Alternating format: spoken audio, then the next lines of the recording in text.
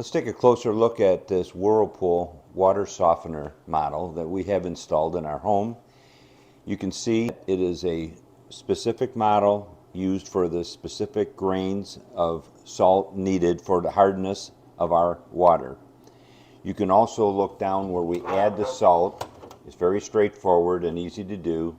It goes into this container with this lid, and then on the front you have the electronics that show all the information that you can then pre-program this for your own needs. Well, let's take a look at the back of our Whirlpool water softener. I installed this unit myself, and you can see that we had to purchase these additional connections with shark bite attachments that did not come with the unit, but it was very straightforward. Our inlet and outlet, as well as our waste line that we had to attach to the house. And then there's also an overflow line that I then routed through the drop point into our drain from our hot water tank. So I highly recommend this unit. It has been straightforward. It's worked very well for us over the last 2.5 years. We have not had to change our adjustments from the initial use, and we simply add salt. I highly recommend it.